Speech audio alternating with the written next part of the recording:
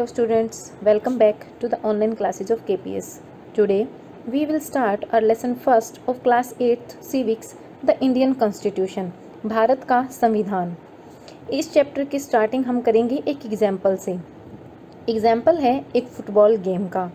अगर हम इस गेम की बात करें तो ये जो गेम है इसे पैरों से खेला जाता है। इसके रूल्स क्या होते हैं फुटबॉल के कि अगर ये फुटबॉल किसी भी प्लेयर के हाथ को टच हो जाती है गोलकीपर के अलावा तो ये एक फाउल माना जाता है। तो इसीलिए फुटबॉल को अपने हाथों में पकड़ना प्लेयर के लिए अलाउड नहीं होता, उन्हें पैर से ही खेलना होता है। सिमिलरली मान लो कोई और गेम है, जैसे हम हॉकी या क्रिकेट का एग्जांपल लेते हैं, उनके भी अपने अपने रूल्स होते हैं। तो कोई भी चीज़ का अगर रूल है तो वो हमें उस गेम की डेफिनेशन बताता है, उस गेम को डिफ़ाइन करता है कि उस गेम को किस तरीके से खेला जाना है, जिससे कि सभी लोग उस गेम के रूल्स को समझ सकते हैं। जैसे हर गेम के कुछ फंडामेंटल रूल्स होते हैं और ये कलेक्टिव रूल्स जो है वो उस गेम को खेलने के लिए बनाए जाते हैं। उसी तरह से अगर हम गेम के एग्जाम्पल के अलावा सोसाइटी का एग्जाम्पल लें तो हर एक सोसाइटी के अपने अपने कुछ कॉन्स्टिट्यूटिव रूल्स बनाए जाते हैं जो कि उसे दूसरी सोसाइटी से अलग बनाते हैं, डिफरेंट बनाते हैं। बड़ी बड़ी लार्ज सोसाइटीज़ जहाँ होती हैं वहाँ अलग अलग कम्युनिटीज़ के लोग एक साथ रहते हैं और ये जो रूल्स है वो हर एक कम्युनिटी के लिए इक्वली बनाए जाते हैं, जो कि मॉडर्न कंट्रीज़ में रिटन फॉर्म में अवेलेबल है। एक रिटन डॉक्यूमेंट जिसके अंदर हमें हमारे कंट्री के बने हुए सभी रूल्स पाए जाते हैं उसे कॉन्स्टिट्यूशन कहा जाता है। हम क्लास 6 की और 7th की सोशल और पॉलिटिकल लाइफ नोट जो बुक्स हैं उनके अंदर कॉन्स्टिट्यूशन के बारे में पढ़ चुके हैं, लेकिन इस क्लास में हम हमारे कॉन्स्टिट्यूशन की फ़ीचर क्या है, वो किसी भी डेमोक्रेटिक कंट्री के लिए क्रूशियल है या नहीं है, किस किस चीज़ के ऊपर वो फोकस करता है, इन सब के बारे में पढ़ेंगे। तो सबसे पहले आता है why does a country need a constitution. किसी भी कंट्री को कॉन्स्टिट्यूशन की रिक्वायरमेंट क्यों है? अगर प्रेजेंट टाइम की बात की जाए तो वर्ल्ड के अंदर जितनी भी कंट्रीज़ है ऑलमोस्ट सभी के अंदर कॉन्स्टिट्यूशन है और जितनी भी डेमोक्रेटिक कंट्रीज़ हैं उन सभी का अपना कॉन्स्टिट्यूशन होता है, लेकिन ये नेसेसरी नहीं है कि जितनी भी जिन जिन कंट्री का कॉन्स्टिट्यूशन है वो डेमोक्रेटिक हो। कॉन्स्टिट्यूशन जो है वो कुछ पर्पज से, कुछ उद्देश्यों को पूरा करने के लिए बनाया जाता है, जिसमें फर्स्ट है इसके अंदर कुछ आइडियल्स लिखे जाते हैं, कुछ विचार लिखे जाते हैं जिसे कि हर एक कंट्री के सिटीजन से एक्सपेक्ट किया जाता है कि वो इनको फॉलो करे। और एक है हमारा कॉन्स्टिट्यूशन हमें हमारी सोसाइटी के फंडामेंटल नेचर के बारे में बताता है। एक कंट्री जो होती है वो अलग अलग कम्युनिटीज़ के लोगों से मिलकर बनती है जो कि अलग अलग टाइप के बिलीफ्स जो है वो शेयर करते हैं, लेकिन ये नेसेसरी नहीं है कि सभी इश्यूज़ पर वो सभी एक मत हो, एग्री हो जाएं। कॉन्स्टिट्यूशन जो है वो एक रूल्स का और प्रिंसिपल्स का सेट है जिसे कि कंट्री के हर पर्सन को एग्री होना पड़ता है, वो जिस कंट्री में रह रहे हैं उसकी गवर्नमेंट ने जो रूल बनाए हैं उनके ऊपर। ये जो कॉन्स्टिट्यूशन है ये एक प्रकार की गवर्नमेंट ही नहीं है, इवन एक एग्रीमेंट भी है जिसके अंदर कुछ आइडियल्स लिखे जाते हैं, कुछ विचार लिखे जाते हैं जिसे कि हर एक कंट्री का मानना है कि इनको माना जाए। अब हम कुछ चीज़ों को पढ़ेंगे, जैसे हमने कुछ सिचुएशन दिखा रखी इसमें। नेपाल जो कि इंडिया के नॉर्थ साइड में एक बॉर्डर कंट्री है, जहाँ पर कि नेपाल जो है सब पहले क्या होता था, मोनार्ची का मतलब होता है राजतंत्र, जहाँ पर राजाओं का रूल होता है। प्रीवियस कॉन्स्टिट्यूशन जो नेपाल का था वो 1990 में अडॉप्ट किया गया था, लिखा गया था। उसके अंदर फाइनल अथॉरिटी जो थी वो किंग के हाथ में दी गई थी कि लास्ट डिसीजन जो होगा वो किंग लेगा। उस टाइम में फिर लोगों ने क्या किया, नेपाल के लोगों ने एक मूवमेंट चलाया, काफ़ी डिकेड्स तक, काफ़ी दशकों तक ये मूवमेंट चला और बाद में 2006 में फाइनली उन्हें डेमोक्रेसी मिली और राजा की पावर जो थी वो पूरी तरीके से ख़त्म हुई। पीपल जो थे, लोग जो थे वहाँ के, उन्होंने एक नया कॉन्स्टिट्यूशन लिखा नेपाल के लिए और नेपाल को डेमोक्रेटिक कंट्री बनाया। रीज़न क्या था कि वो जो है वो प्रीवियस कॉन्स्टिट्यूशन को कंटिन्यू नहीं करना चाहते थे, क्योंकि अगर प्रीवियस कॉन्स्टिट्यूशन के लास्ट में पावर जो किंग के हाथ में थी तो इससे उस कंट्री के आइडियल्स के बारे में पता नहीं चल रहा था। और दूसरा, नेपाल के लोग लास्ट पावर जो है वो किंग के हाथ में नहीं चाहते थे, जिसके लिए उन्होंने लड़ाई लड़ी। जैसे हमने पीछे एग्जाम्पल पढ़ा था फुटबॉल गेम का, जिसके अंदर अगर रूल्स को चेंज कर दिया जाए तो गेम भी पूरा चेंज हो जाएगा। तो नेपाल भी क्या था, अब मोनार्ची से डेमोक्रेटिक गवर्नमेंट बनने जा रहा था, तो इसे भी हर तरीके से कुछ कॉन्स्टिट्यूटिव रूल्स को चेंज करने की ज़रूरत थी ताकि एक नई सोसाइटी बनाई जा सके। तो इसीलिए नेपाल के जो लोग थे उन्होंने नए कॉन्स्टिट्यूशन के लिखा अपने कंट्री के लिए 2015 में। और जो कैप्शन था वो क्या था कि elaborate Nepal struggle for democracy, कि किस प्रकार से नेपाल ने डेमोक्रेसी के लिए स्ट्रगल किया, संघर्ष किया। सेकंड इम्पोर्टेंट पर्पज जो किसी कॉन्स्टिट्यूशन का होता है वो क्या है, वो जो कंट्री है उसके पॉलिटिकल सिस्टम को दिखाना। इसका एग्जाम्पल जैसे कि नेपाल जो है पहले कॉन्स्टिट्यूशन स्टेट था, लेकिन फिर भी लास्ट रूल जो था वो किंग के हाथ में और उसकी मिनिस्टर्स की जो काउंसिल है उसके हाथ में था। वो कंट्री जिन्होंने डेमोक्रेटिक फॉर्म को अडॉप्ट कर लिया है, अपना लिया है गवर्नमेंट में, या गवर्नमेंट की उन पॉलिसीज़ को अपना लिया है, नीतियों को अपना लिया है, तो उसमें कॉन्स्टिट्यूशन जो है एक बहुत ही इम्पोर्टेंट रोल प्ले करता है। क्योंकि वो क्या करता है, गवर्नमेंट के डिसीजन जो होते हैं उनकी गाइडलाइन लोगों तक देता है, और सोसाइटी जो है उसी के डिसीजन मेकिंग जो पावर है वो सोसाइटीज़ में रहती है। क्योंकि डेमोक्रेसी में हम खुद इलेक्शन प्रोसेस के थ्रू अपने खुद के लीडर को चूज़ करते हैं, तो लास्ट पावर जो है वो किसी भी लीडर के हाथ में नहीं बल्कि वहाँ की पब्लिक के हाथ में होती है। डेमोक्रेसी में हम एक लीडर को चूज़ करते हैं और जितनी भी पावर्स होती है, जितनी भी रिस्पॉन्सिबिलिटी होती है उसकी वो हमारे भी हाफ में प्ले करता है। तो वहाँ पे हमेशा क्या रहती है, एक पॉसिबिलिटी रहती है कि लीडर जो है वो अपनी अथॉरिटी का मिसयूज़ नहीं करेगा और अपने कॉन्स्टिट्यूशन के अकॉर्डिंग वो अपनी कंट्री के लोगों को एक सेफ गार्ड प्रोवाइड करेगा। अगर कोई अथॉरिटी का मिसयूज़ करता है या किसी को इनजस्टिस प्रोवाइड करवाता है तो उससे क्या हो सकता है, इसका रिजल्ट क्या निकल सकता है। नीचे एक सिचुएशन दिखा रखी है, उसमें हम देखेंगे। सुरेश जो है वो क्लास का मॉनिटर है। वो क्या करता है, क्लासमेट के साथ ज़्यादा अच्छी उसकी नहीं बनती। मिसिज़ राव क्लास टीचर हैं, वो क्लासरूम को छोड़ के जाती है किसी अर्जेंट वर्क से, और वो सुरेश को कहती है कि क्लास का ध्यान रखे। सुरेश जो है वो क्या करता है, अनिल के साथ बोलने लगता है। वो कहता है कि आज मैं तुम्हारी मिसिज़ राव से कंप्लेन करूँगा। तो अनिल कहता है कि मैंने क्या किया। मिसिज़ राव जब क्लास में आती है तो वो जो है वहाँ से चला जाता है। अनिल तेज़ी से बोल रहा होता है, वो बताता है कि अनिल तेज़ी से बोल रहा था, पूरी क्लास को डिस्टर्ब कर रहा था, उसने मेरी बात भी नहीं सुनी। वो एक फेक कंप्लेन जो है वो टीचर के सामने करता है। फिर टीचर कहती है कि आज तुम्हें पूरे स्कूल की छुट्टी होने के बाद यहीं पर रहना है और I will not disobey the class monitor, ये एक सेंटेंस 100 टाइम्स लिखना है। लेकिन वो कहता है कि मैंने तो कुछ भी नहीं किया। तो इससे क्या है, अथॉरिटी क्या है, उस मॉनिटर के हाथ में चली गई। अब वो मॉनिटर जो चाहे वो कर सकता था। तो यही एग्जांपल हम डेमोक्रेटिक सोसाइटीज़ के लिए भी ले सकते हैं। अगर कॉन्स्टिट्यूशन जो है कुछ रूल्स नहीं बनाएगा तो अथॉरिटी का कोई भी मिसयूज़ कर सकता है, कोई भी पॉलिटिकल लीडर जो है अपनी अथॉरिटी को मिसयूज़ करेगा। इंडियन कॉन्स्टिट्यूशन जो है ये भी, अगर हम इस चैप्टर में आगे पढ़ेंगे कि यहाँ पे कुछ रूल्स बनाए गए हैं, कुछ लॉज बनाए गए हैं, फंडामेंटल राइट्स जिन्हें कहा गया है, जिसे कि आप दलित राइटर ओम प्रकाश वाल्मीकि का एक्सपीरियंस था क्लास 7th की बुक में, उसमें आपने पढ़ा होगा। इस चैप्टर में हम जो दलित हैं उनके साथ डिस्क्राइमिनेशन हुआ वो कुछ हमने पढ़ा था क्लास 7th के अंदर। अब इंडियन कॉन्स्टिट्यूशन जो है वो इक्वालिटी का राइट देता है कंट्री के सभी पर्सन्स को। इट डजेंट मैटर कि वो किस रिलीजन का है, किस रेस का है, किस कास्ट, जेंडर या प्लेस ऑफ बर्थ उसका क्या है, इन सभी को ध्यान में न रखते हुए सभी के साथ इक्वली ट्रीट किया जाता है। राइट टू इक्वालिटी जो है वो हमारा एक इम्पोर्टेंट फंडामेंटल राइट है जो कि हमें इंडियन कॉन्स्टिट्यूशन देता है। इसी प्रकार से एक और एग्जाम्पल दे रखा है गेम पीरियड के बारे में। अब कुछ बच्चे कहते हैं कि हम बास्केटबॉल खेलेंगे, कुछ कहते हैं कि हम क्रिकेट खेलेंगे। फिर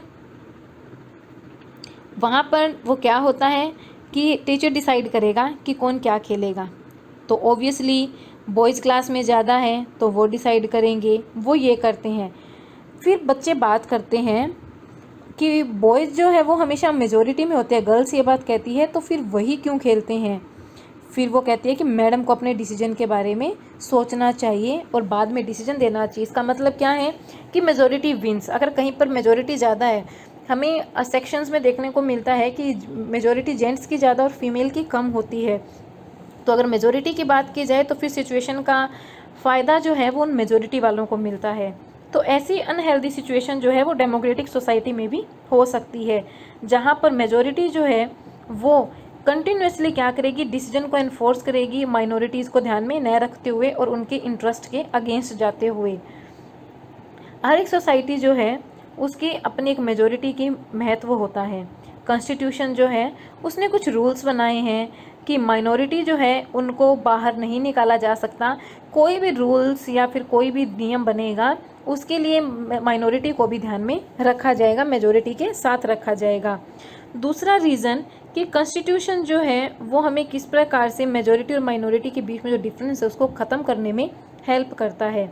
जहाँ पर एक कम्युनिटी जो है दूसरी कम्युनिटी को डोमिनेट करेगी, दबाएगी, इंटर कम्युनिटी डोमिनेशन जिसे कहा जाता है, या फिर एक कम्युनिटी के मेंबर जो है वो दूसरी ही सेम कम्युनिटी के मेंबर्स को डोमिनेट करते हैं, दबाने की कोशिश करते हैं। तो इन सब सिचुएशंस में ऐसा देखने को मिलता है कि जहाँ पे मेजॉरिटी और माइनॉरिटी के बीच में डिफ्रेंशिएट होता है।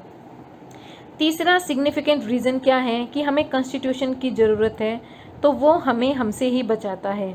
ये सुनने में थोड़ा अजीब लग रहा है कि हमें हमसे कैसे बचाता है, लेकिन इसके बारे में अगर हम स्ट्रांगली बोलने की या सोचने की कोशिश करें तो हमारा कॉन्स्टिट्यूशन क्या करता है कि अगर हमारा कोई इंटरेस्ट है और कॉन्स्टिट्यूशन हमारे इस इंटरेस्ट को बनाकर रखने में हेल्प करता है। इसे आप इस स्टोरी के थ्रू समझ सकते हैं।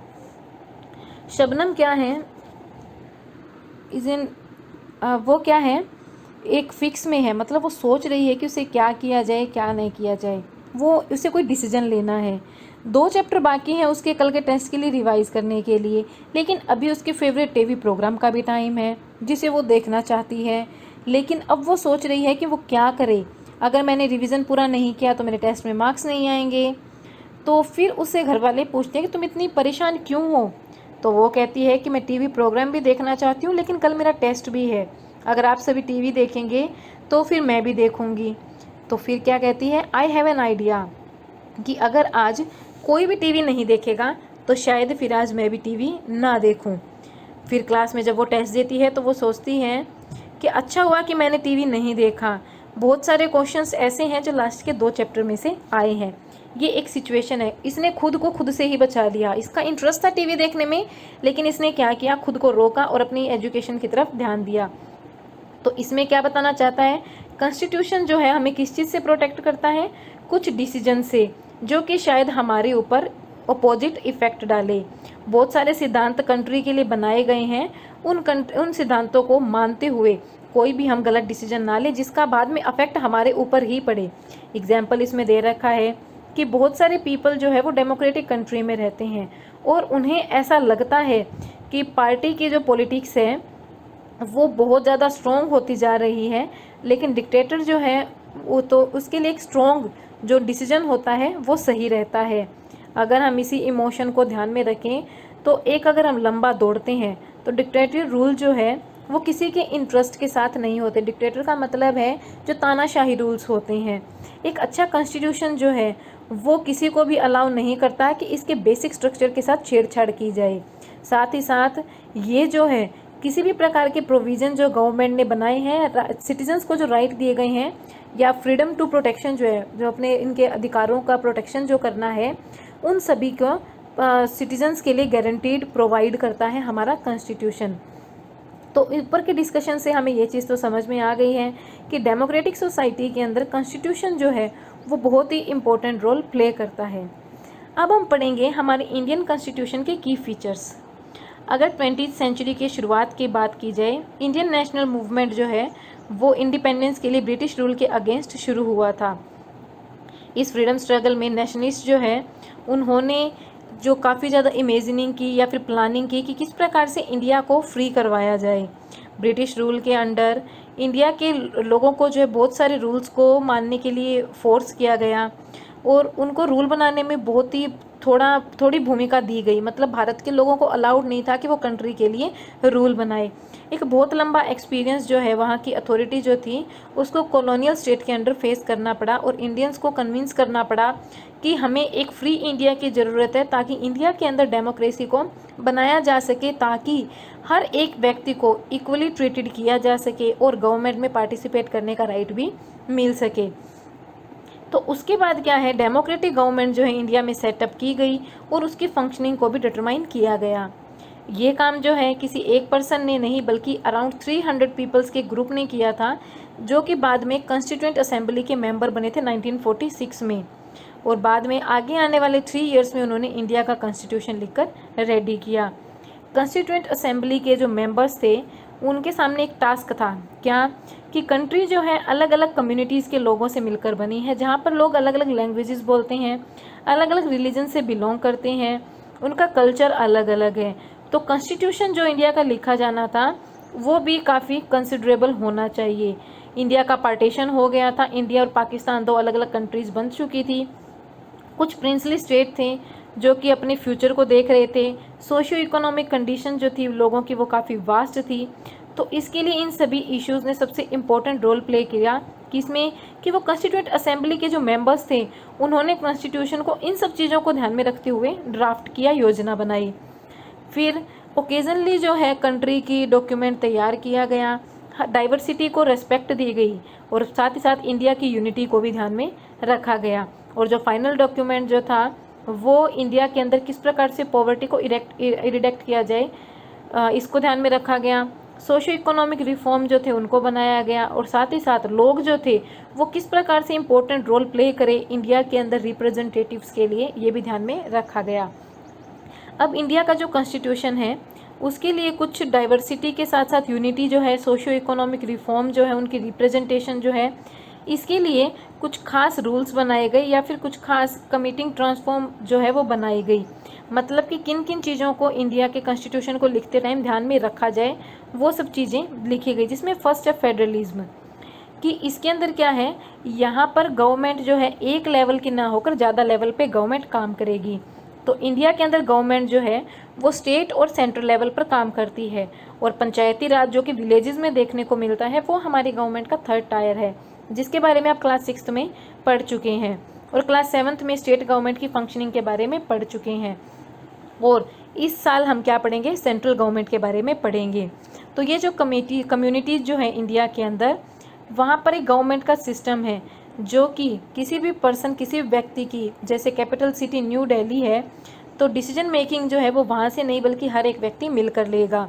और ये बहुत ज़्यादा इम्पोर्टेंट है कि गवर्नमेंट के अलग अलग लेवल हो, ताकि इससे क्या है, एक पार्टिकुलर एरिया का डिसीजन इजीली लिया जा सकता है। इंडिया का कोई भी स्टेट जो है उसको अपने खुद की पावर्स को यूज़ कर सकता है, अपना नेशनल कंसर्न रख सकता है, और साथ ही साथ सेंट्रल गवर्नमेंट के द्वारा बनाए गए लॉज जो हैं उनको भी उनको फॉलो करना पड़ता है। कॉन्स्टिट्यूशन के अंदर डिटेल में लिस्ट बनाई गई है जिसमें हमारी जो गवर्नमेंट है उसके जो 3 टायर सिस्टम हमने पढ़ा है इन सभी को प्रेजेंट किया गया है, और गवर्नमेंट ने इनके ऊपर लॉज भी बनाए हैं। कॉन्स्टिट्यूशन जो है वो हमारी गवर्नमेंट के हर एक टायर के लिए मनी प्रोवाइड करता है, कि किस टायर को कितने मनी की रिक्वायरमेंट है। कॉन्स्टिट्यूशन प्रोवाइड नहीं करता, गवर्नमेंट प्रोवाइड करती है, और ये चीज़ कॉन्स्टिट्यूशन में लिखी हुई है। फेडरलिज्म जो है एक प्रकार की फेडरल गवर्नमेंट है, जहाँ पर कॉन्स्टिट्यूशन के अकॉर्डिंग अथॉरिटी एक के हाथ में ना होकर गवर्नमेंट को अलग अलग कैटेगरीज में डिवाइड किया गया, अलग अलग लेवल में डिवाइड किया गया है। Next is parliamentary form of the government, जो हमारी गवर्नमेंट के अलग अलग टायर है, तो इसके लिए हमें रिप्रेजेंटेटिव को इलेक्ट करना पड़ता है, जो जिनको इलेक्ट करने का काम वहाँ के लोग करते हैं। हमने क्लास 7th में एक स्टोरी पढ़ी थी कांता की, जो कि वोट की लाइन में खड़ी थी। तो कॉन्स्टिट्यूशन जो है इंडिया का वो गारंटी किस चीज़ की देता है, यूनिवर्सल अडल्ट फ्रेंचाइज या फिर सफरेज, सार्वभौमिक वयस्क मताधिकार का कंट्री के हर एक सिटीजन के लिए। तो ये क्या है, कॉन्स्टिट्यूशन मेकिंग के टाइम जो मेंबर्स जो थे कॉन्स्टिट्यूएंट असेंबली के, उन्हें ऐसा लगा कि फ्रीडम स्ट्रगल जो हुआ उसके अंदर हर एक इंसान ने आगे चलकर भाग लिया, यूनिवर्सल अडल्ट सफरेज जो है उसको ध्यान में रखा गया। तो इसीलिए जो डेमोक्रेटिक माइंडसेट है उसके अंदर जितने भी ट्रेडिशनल कास्ट, क्लास या फिर जेंडर हिराचीज़ है, जिनपे के लोगों के जो पुराने रूढ़िवादी विचार है उन सबको तोड़ा जाए। और जो है इससे क्या है, भारत के लोग जो है वो एक डायरेक्ट रोल प्ले करेंगे इंडिया के रिप्रेजेंटेटिव को चूज़ करने में। तो कंट्री के हर एक सिटीज़न को उसकी सोशियो इकोनॉमिक बैकग्राउंड को ध्यान में न रखते हुए उसको वोट डालने का अधिकार होगा। और ये जो रिप्रेजेंटेटिव है वो लोगों के लिए अकाउंटेबल होंगे, मतलब जिस व्यक्ति को लोगों ने चुना है वो व्यक्ति अपना पूरी भूमिका निभाएगा लोगों के प्रति। फिर आता है सेपरेशन ऑफ पावर। कॉन्स्टिट्यूशन के अकॉर्डिंग गवर्नमेंट के 3 ऑर्गन हैं, जिसके अंदर लेजिस्लेचर, एग्जीक्यूटिव और जुडिशरी आते हैं। लेजिस्लेचर विधायिका, एग्जीक्यूटिव कार्यपालिका और जुडिशरी न्यायपालिका। लेजिस्लेचर जो है वो इलेक्टेड रिप्रेजेंटेटिव होते हैं। एग्जीक्यूटिव जो है वो लोगों का एक स्मॉल ग्रुप होता है जो कि लॉज को इम्प्लीमेंट करने के लिए और सरकार को चलाने के लिए जिम्मेदार होते हैं। और जुडिशरी जो है इसे आप इसी बुक में पढ़ेंगे कि कंट्री के अंदर कोर्ट का सिस्टम है। पावर्स का मिसयूज़ ना हो गवर्नमेंट की किसी भी ब्रांच में, इसके लिए कॉन्स्टिट्यूशन कहता है कि ये जितने भी ऑर्गन्स हैं ये अलग अलग पावर जो है वो एक्सरसाइज करें, अपने अलग अलग पावर को प्रयोग करें। हर एक ऑर्गन जो है उनके अपने अपने कुछ रूल्स बनाए गए हैं और उसका काम क्या है कि ये सरकार के जो तीनों के तीनों लेवल है उनके बीच में बैलेंस बना रहे। Next is fundamental right. Fundamental right जो है वो कंसाइंस है इंडियन कॉन्स्टिट्यूशन की। कॉलोनियल रूल जो है उसने कुछ ऐसे सस्पिशन क्रिएट किए थे सोसाइटी के अंदर, इंडिया के लोगों के दिमाग में या नेशनलिस्ट के दिमाग में, कि वो चाहते थे कि रिटर्न राइट्स जो है वो लोगों को मिले, जिससे कि इंडिपेंडेंट इंडिया में उनके अधिकारों का कोई भी मिसयूज़ ना कर सके। फंडामेंटल राइट जो है वो सिटीजन्स को प्रोटेक्ट करता है, साथ ही साथ स्टेट ने उनको जो पावर दी है उनको भी प्रयोग करने देता है। कॉन्स्टिट्यूशन जो है हर एक इंडिविजुअल को अपने राइट का प्रोविज़न रखता है कि हर एक व्यक्ति के पास अपने अधिकार है और कोई भी उनसे वो अधिकार नहीं छीन सकता। इसके अलावा जो माइनॉरिटी कम्युनिटीज़ जो है उनको भी कॉन्स्टिट्यूशन में स्पेशल जगह दी गई है कि वो अपने ग्रुप के राइट को प्रोटेक्ट कर सकते हैं। साथ ही साथ माइनॉरिटी जो है, माइनॉरिटी के साथ मेजॉरिटी के लोग जो है अगर इल ट्रीट करते हैं तो उसके अगेंस्ट भी राइट बना हुआ है। डॉक्टर भीमराव अंबेडकर ने इन फंडामेंटल राइट्स को जो है उसके 2 फोल्ड बताया है। पहला क्या है कि इसका ऑब्जेक्टिव क्या होगा, इसका लक्ष्य क्या है कि हर एक सिटीजन जो है उसको उसकी सही स्थिति मिल सकेगी। और दूसरा क्या है कि ये जो है पावर जो है या फिर जितने भी कानून है इसके द्वारा देश के हर एक व्यक्ति को आपस में बांध कर रखेगा। फंडामेंटल राइट जो है कॉन्स्टिट्यूशन के अंदर इन्हें डायरेक्टिव प्रिंसिपल्स कहा जाता है स्टेट पॉलिसी में। ये सेक्शन जो है वो कॉन्स्टिट्यूएंट असेंबली के मेंबर्स ने डिज़ाइन किया है और साथ ही साथ सोशल इकोनॉमिक रिफॉर्म जो है उनको भी गारंटीड प्रोवाइड किया है। और ये इंडिपेंडेंट इंडिया में एज ए गाइड जो है वो सर्व करते हैं, जहाँ पे कि लॉज और पॉलिसीज़ बनाई गई है पॉवर्टी के लिए, जो कि मासिस के जो बहुत बड़ी संख्या के लोग पॉवर्टी से जूझ रहे हैं उस पॉवर्टी को रिड्यूस किया जा सके। और फिफ्थ है सेक्युलरिज्म। सेक्युलरिज्म का मतलब क्या होता है कि स्टेट किसी भी एक रिलीजन को प्रमोट नहीं करेगा, सभी रिलीजन को इक्वली जो है ट्रीट किया जाएगा। इसको अंडरस्टैंड करने के लिए हम किसी कंट्री की हिस्ट्री को ले सकते हैं जो इसने खुद ने बनाई है। कॉन्स्टिट्यूशन ने सबसे इम्पोर्टेंट रोल प्ले किया कंट्री के आइडियल्स को बनाने के लिए या फिर कंट्री के जो सिटीजन्स हैं उनको नए रूल्स देने के लिए, जिसके अंदर रिप्रेजेंटेटिव्स होते हैं जो कि हमने पीछे फुटबॉल गेम के एग्जाम्पल से पढ़ा था। तो कॉन्स्टिट्यूटिव रूल्स जो होते हैं वो किसी भी गेम को अफेक्ट करते हैं। वैसे ही इंडियन कॉन्स्टिट्यूशन बनाया गया जिससे कि कुछ पॉलिसीज़ बनाई गई कंट्री के लिए, जिससे कि कॉन्स्टिट्यूशन में मेजर चेंज जो आता है इससे कंट्री का फंडामेंटल नेचर चेंज हो जाता है। ऐसे हमने नेपाल की स्टोरी भी पढ़ी कि किस प्रकार से उसे एक डेमोक्रेटिक कंट्री को बनाने के लिए नए कॉन्स्टिट्यूशन की ज़रूरत पड़ी थी। तो अलग अलग फीचर हैं इंडियन कॉन्स्टिट्यूशन आउटलाइन के जो कि कॉम्प्लिकेटेड आइडियाज़ को साथ ही साथ इसमें मिलाते हैं, जिन्हें पकड़ पाना इतना ईजी नहीं है, लेकिन इसके लिए ज़्यादा टेंशन लेने की भी ज़रूरत नहीं है। हायर क्लासेस में हम इसके बारे में और ज़्यादा ब्रीफली पढ़ पाएंगे।